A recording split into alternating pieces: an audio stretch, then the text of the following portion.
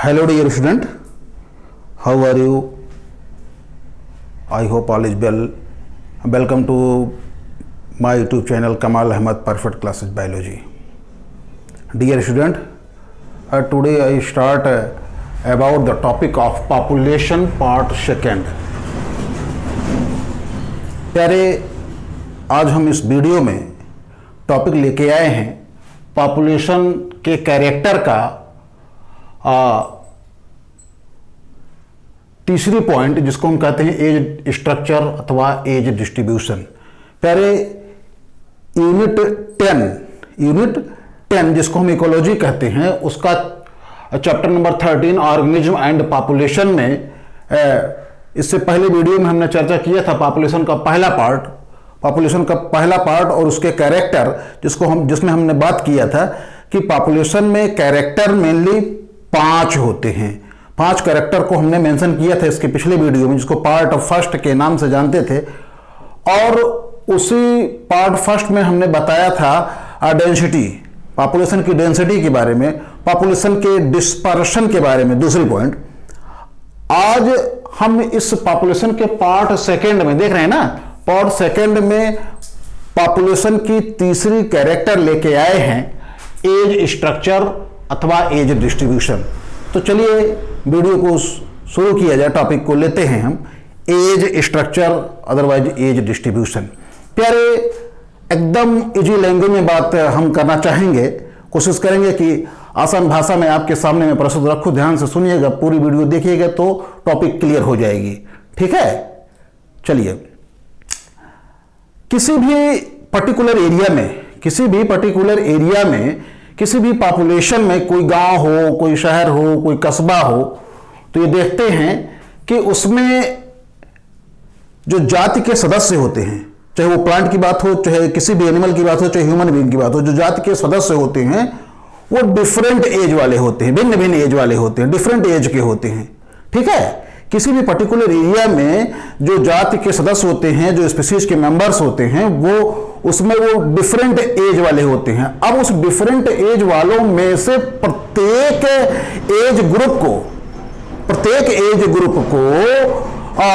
अलग अलग उसका आकलन करना, उसका कैलकुलेशन करना या उसका परसेंटेज निकालना, कितनी नंबर में है, कितने संख्या में है, उसका क्या परसेंटेज है। जैसे जिससे हम फर्ज करते हैं कि कोई गांव है या कोई कस्बा है, तो उसमें कितने मेंबर हैं, और जितने भी मेंबर होंगे सब ऐसा तो है ना कि वो एक ही एज के होंगे, अलग अलग एज के होंगे। तो प्रत्येक एज ग्रुप के मेंबर का कैलकुलेशन करना, उनका नंबर निकालना, उनका संख्या निकालना, संख्या के रूप में चाहे उसको परसेंटेज के रूप में निकालना, प्रत्येक एज ग्रुप के मेंबर का नंबर या संख्या निकालना, उसको परसेंटेज के रूप में निकालना, उसे हम एज स्ट्रक्चर या एज डिस्ट्रीब्यूशन के नाम से जानते हैं। अब आइए देखते हैं, यहां पे हमने लिख दिया है बेटा कि in any population in each age class number of member, अथवा इसको हम परसेंटेज में डिनोट करते हैं, जिसको हम कहते क्या है, एज डिस्ट्रीब्यूशन अथवा एज स्ट्रक्चर। फिर लिखा हमने इन मोस्टली पॉपुलेशन, अधिकतर पॉपुलेशन में जो स्पीशीज के मेंबर होते हैं वो डिफरेंट एज ग्रुप के होते हैं। फिर क्या है, इन एनी पॉपुलेशन, किसी भी पॉपुलेशन में जो डिफरेंट एज ग्रुप का रेशियो होता है, किसी भी पॉपुलेशन में, किसी भी जनसंख्या में जो डिफरेंट एज ग्रुप का रेशियो होता है, वो अनुपात होता है, उसका डिटर्मिनेशन, उसका आकलन हम कैसे करते हैं वो बताती है क्या, वर्तमान में जो उसकी प्रजनन दर है, उसको दर्शाती है। ठीक है, फिर से सुन लीजिए, किसी भी पॉपुलेशन में, किसी भी जनसंख्या में जो डिफरेंट एज ग्रुप होता है, किसी भी पॉपुलेशन में, किसी भी जनसंख्या में जो डिफरेंट एज ग्रुप होता है, उसका आकलन क्या बताती है कि वर्तमान समय में उसकी प्रजनन दर क्या है, प्रजनन स्तर क्या है, उसकी रिप्रोडक्टिव लेवल क्या है, उसका ब्रीडिंग लेवल क्या है उस पॉपुलेशन में। ठीक है ना, इसलिए इसे हम फ्यूचर में इसको हम आकलन कर सकते हैं, किसको, इस पॉपुलेशन में जितने भी एज ग्रुप का हम कैलकुलेशन करते हैं, कितनी संख्या में है, कितने परसेंटेज में है, वो उसकी ब्रीडिंग लेवल को या उसके रिप्रोडक्टिव लेवल को दर्शाती है, जो फ्यूचर में हम उसका आकलन कर सकते हैं। ठीक, अब हम यहां पे आगे देखते हैं कि in different type of living being, भिन्न प्रकार के जो जीवधारी होते हैं, उसमें स्पेशली वो होल्ड करते हैं स्मॉलर लाइफ स्पान। वो प्रत्येक जो डिफरेंट टाइप के लिविंग बीइंग होते हैं, जीवधारी होते हैं, वो उसमें वो छोटे छोटे लाइफ स्पान, उनकी जो टाइम अवध होती है, जिंदगी की जितनी टाइमिंग होती है वो छोटी छोटी होती है। इसलिए इस डिस्ट्रीब्यूशन को, इस एज डिस्ट्रीब्यूशन को हम चेंज कर सकते हैं वार्षिक, यानी हर वर्ष वो एज डिस्ट्रीब्यूशन बदलती रहती है, हर वर्ष वो उसकी एज डिस्ट्रीब्यूशन बदलती रहती है। उसका एज जो स्ट्रक्चर है, एज स्ट्रक्चर की कॉन्सेप्ट आपको क्लियर होनी चाहिए। इसकी जो डेफिनेशन हमने बताई कि किसी भी पॉपुलेशन में हर एज ग्रुप के मेंबर का आकलन हम कैलकुलेशन इस बेस पे करें, उसके संख्या के आधार पर, उसके परसेंटेज के आधार पर, तो वो हर वर्ष जो है बदलती रहती है एज डिस्ट्रीब्यूशन।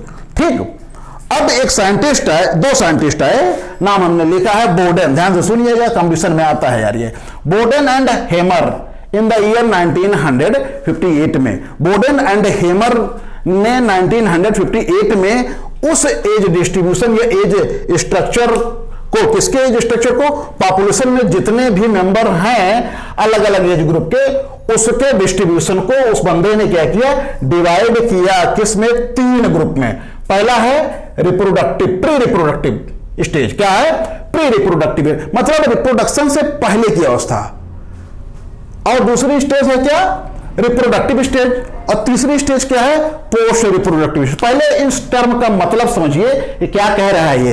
कोई भी लिविंग बीइंग है, कोई भी जीवधारी है, कोई भी प्लांट है, तो उसकी जितनी लाइफ स्पान होती है, जितनी उसकी लाइफ स्पान होती है, जितनी उसकी टाइमिंग होती है जिंदगी जीने की, तो वो हमेशा पूरे लाइफ में हमेशा वो कभी भी रिप्रोडक्शन नहीं कर सकता, कभी भी प्रजनन नहीं कर सकता। एक स्थिति ऐसी होती है जो वो प्रजनन के लायक नहीं होती है, प्रजनन के लायक नहीं होती है, उसमें रिप्रोडक्शन के लायक, उसमें सेक्स ऑर्गन डेवलप नहीं होते हैं। तो जब सेक्स ऑर्गन डेवलप नहीं होते हैं, यानी वो प्रजनन नहीं कर सकता है, तो प्यारे उस अवधि को हम क्या कहते हैं, उस टाइमिंग को हम क्या कहते हैं, प्री रिप्रोडक्टिव स्टेज।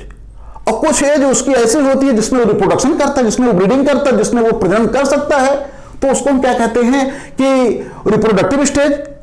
और उसके बाद जब रिप्रोडक्टिव स्टेज के बाद वो अपनी प्रजनन बढ़ा लेता है, अपने बाल बच्चों की संख्या में वृद्धि कर लेता है, उसके बाद एक स्थिति ऐसी आती है जब उसमें प्रजनन क्षमता घट जाती है, वो रिप्रोडक्शन नहीं कर पाता है, यानी अपनी प्रजनन को नहीं बढ़ा पाता है, जनसंख्या को वृद्धि नहीं कर पाता है, तब उसको हम क्या कहते हैं, पोस्ट रिप्रोडक्टिव स्टेज।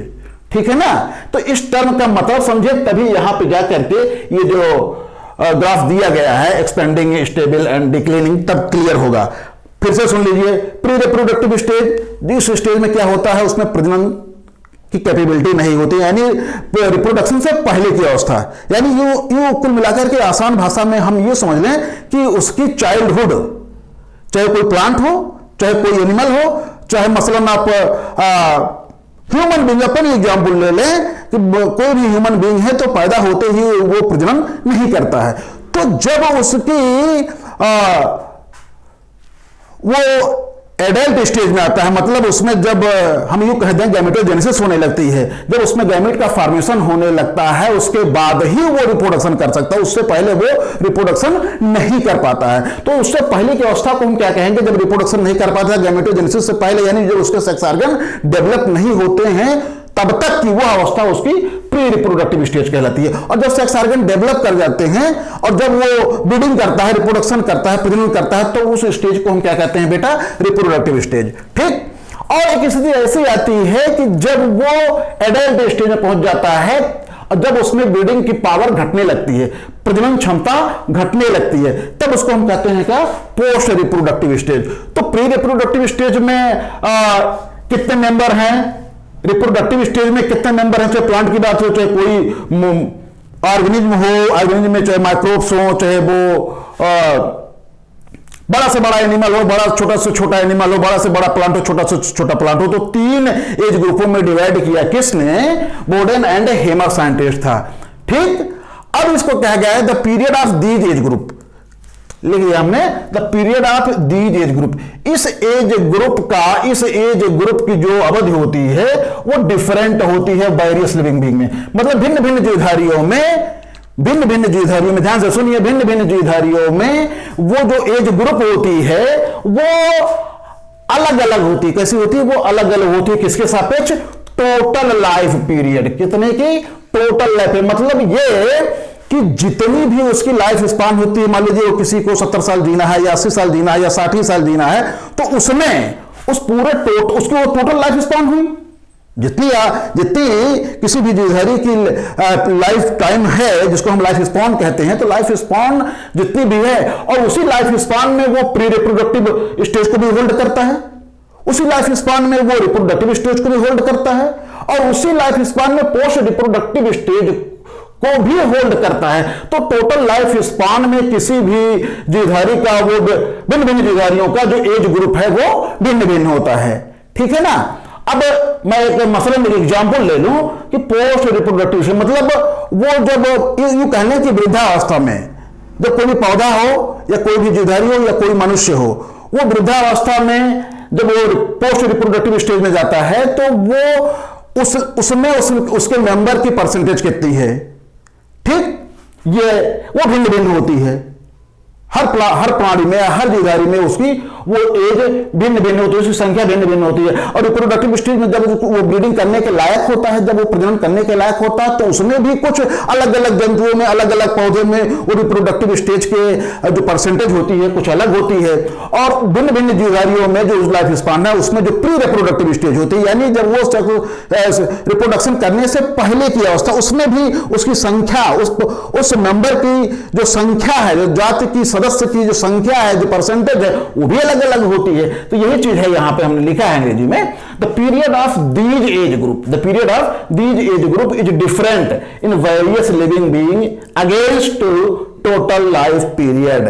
ठीक है, फिर मैं कह रहा हूं, पुरानी बात घिसी पिटी दोहरा रहा हूं कि अगर आपको पढ़ने में दिक्कत होती है तो पहली चीज पिक्चर की क्वालिटी बढ़ाइए। अगर उससे भी आपकी रिक्वायरमेंट पूरी नहीं होती है तो मेरी वीडियो, मेरी आवाज को ध्यान से सुनेंगे तो सारी चीजें क्लियर होगी बेटा। बार बार मैं कहता हूं, पूरी चीज कंसेप्ट क्लियर करने के लिए ध्यान से वीडियो देखेंगे तो सारी चीज क्लियर हो जाएगी। इसके बाद देखिए यहां पे क्या कहा जा रहा है, एक चीज और है, कुछ इंसेक्ट में, यानी कुछ कीट वर्ग के जंतुओं में क्या होता है, जो प्री रिप्रोडक्टिव स्टेज है वो अत्यधिक लार्जर होती है। ठीक है, कुछ कीटों में क्या होती है, जो प्री रिप्रोडक्टिव स्टेज है वो अत्यधिक लार्जर होती है, और जो रिप्रोडक्टिव स्टेज है जिसमें वो प्रजनन क्षमता कर लेता है वो स्मॉलर होती है। ठीक, और पोस्ट रिप्रोडक्टिव स्टेज जो होती है वो एब्सेंट होती है, जिसको हम वो डिक्लाइनिंग के स्टेज में देखते हैं। ठीक है, फिर से सुन लीजिए, कुछ कीट वर्ग के जंतुओं में जो प्री रिप्रोडक्टिव स्टेज होती है वो लार्जर होती है, और जो रिप्रोडक्टिव स्टेज है वो स्मॉलर होती है, और साथ ही साथ जो पोस्ट रिप्रोडक्टिव स्टेज है वो एब्सेंट होती है। ठीक है, आगे चलते हैं, क्या कह रहा है, अप टू मोस्टली प्लांट, अधिकतर पौधों तक जंतुओं में, अधिकतर पौधों और जंतुओं में जो प्री रिप्रोडक्टिव स्टेज होती है, अधिकतर पौधों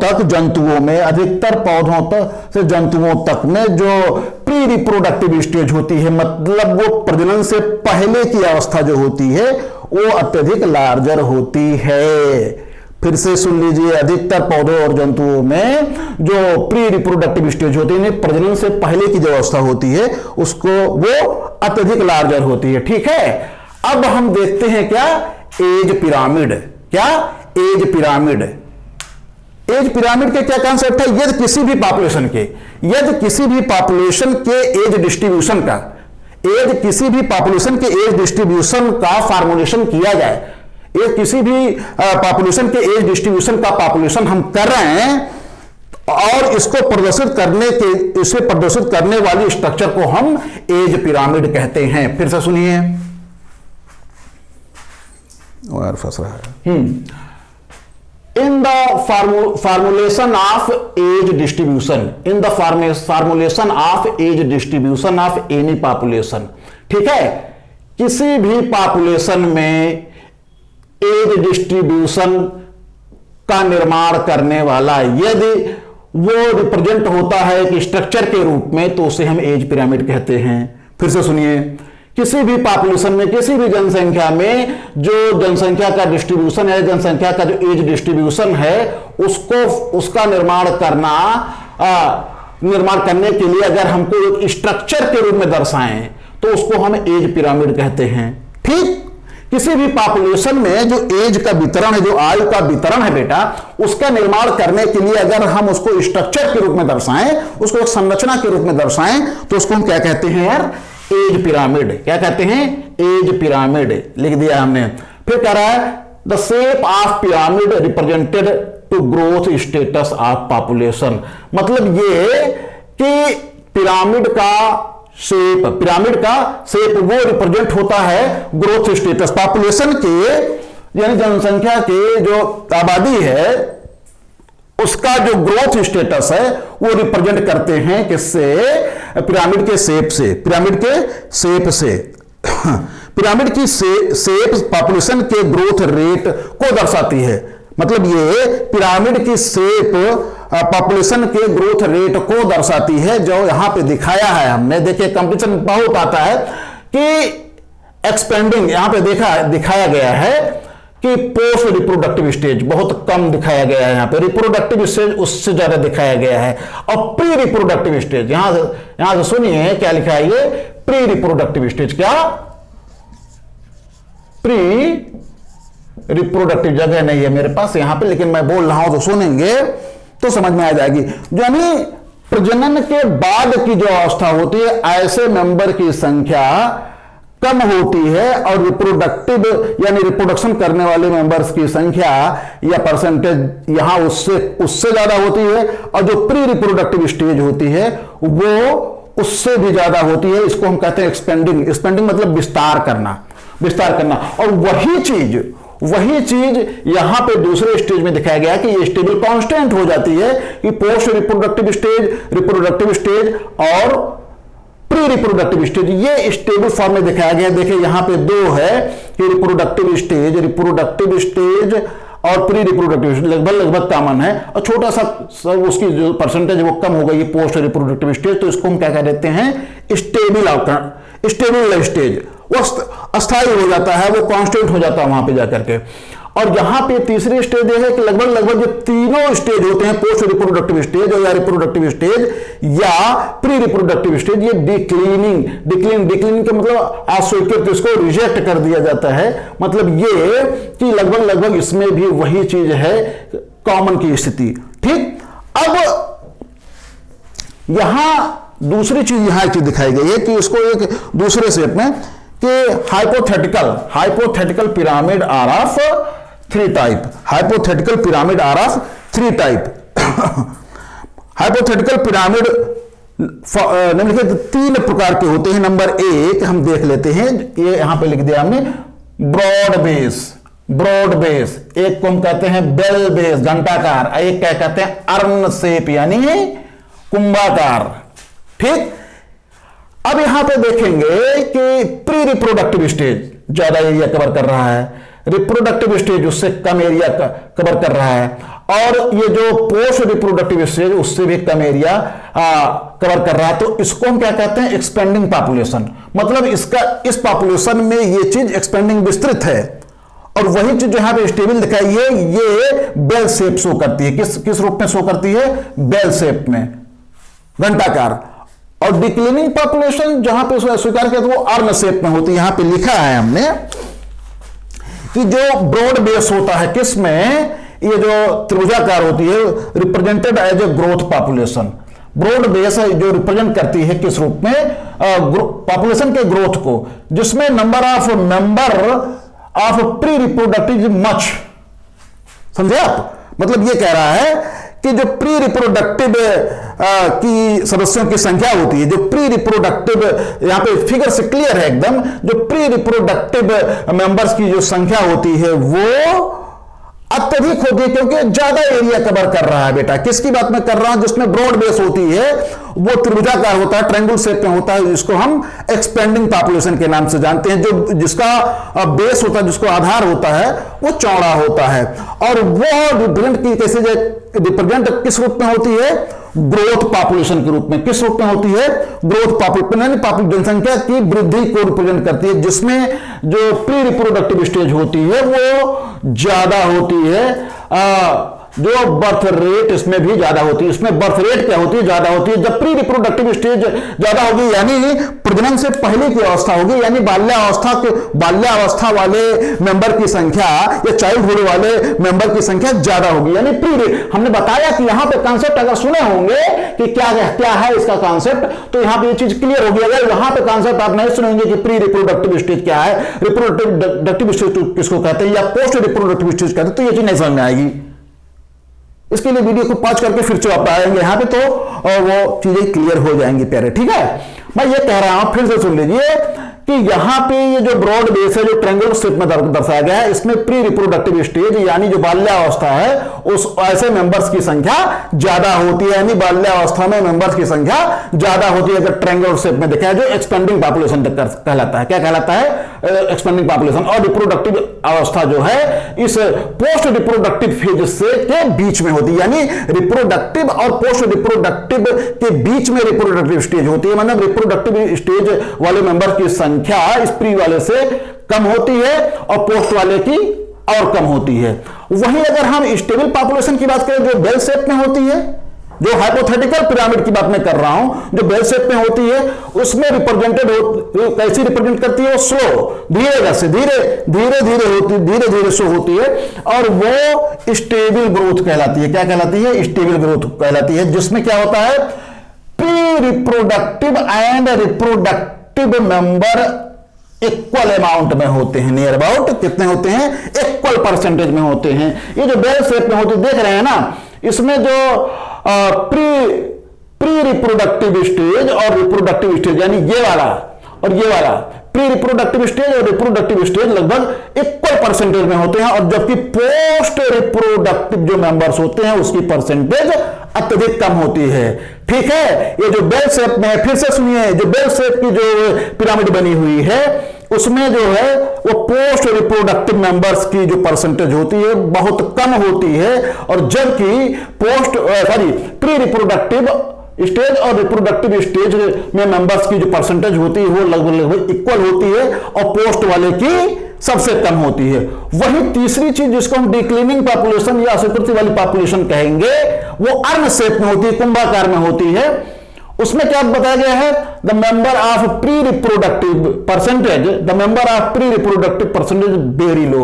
मतलब ये यहां पे जो इक्वल था, मतलब ये सबसे नीचे वाला प्री रिप्रोडक्टिव स्टेज देखिए बहुत कम एरिया कवर किया हुआ है, बहुत कम एरिया कवर किया हुआ है। मतलब ये कि जो प्री रिप्रोडक्टिव स्टेज है, इसकी संख्या, इसकी परसेंटेज जो होती है बहुत कम होती है। क्या होती है? बहुत कम होती है। मतलब मैं ये कह रहा हूं कि जो प्री रिप्रोडक्टिव स्टेज वाले मेंबर होते हैं उसकी परसेंटेज बहुत कम होती है।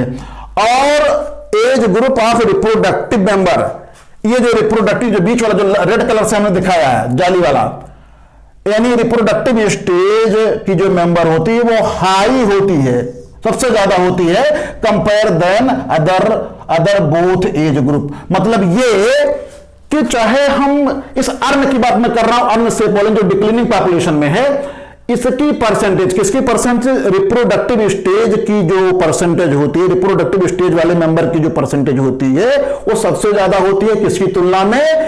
पोस्ट रिप्रोडक्टिव स्टेज वाले मेंबर और प्री रिप्रोडक्टिव स्टेज वाले मेंबर की तुलना में ये जो रिप्रोडक्टिव स्टेज वाले मेंबर की परसेंटेज है वो सबसे ज्यादा होती है। यहां पे हमने लिख दिया है the age group of reproductive member is high.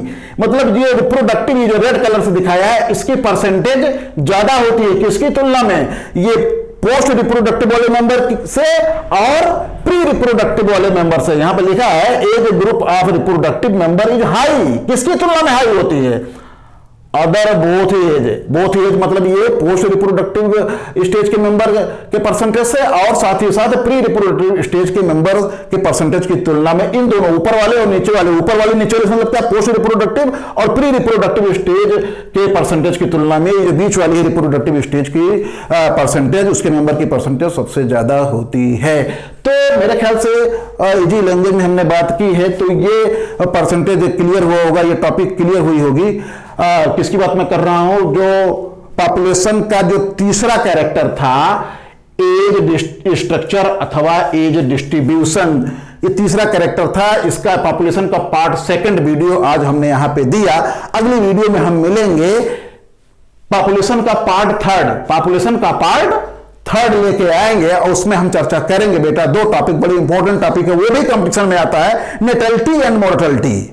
Natality और मोर्टेलिटी वीडियो को देखते रहिएगा, चैनल पे बने रहिएगा। अगर नेटलिटी और मोर्टेलिटी के कॉन्सेप्ट को क्लियर कराना है तो हमारे अगले वीडियो को देखिएगा, जिसमें हम लेके आएंगे टॉपिक पॉपुलेशन पार्ट थर्ड और नेटलिटी एंड मोर्टेलिटी कंपटीशन में आता है बेटा, ठीक है। तो इन्हीं शब्दों के साथ हम अपनी बाड़ी को विराम देते हैं। वीडियो को लाइक कीजिए, शेयर कीजिए, सब्सक्राइब ना किए हो तो सब्सक्राइब कर लीजिए और वीडियो को पूरा देखेंगे, टॉपिक क्लियर आएगी, बड़ा इंटरेस्टिंग टॉपिक है। वीडियो को देखिए। थैंक यू, धन्यवाद।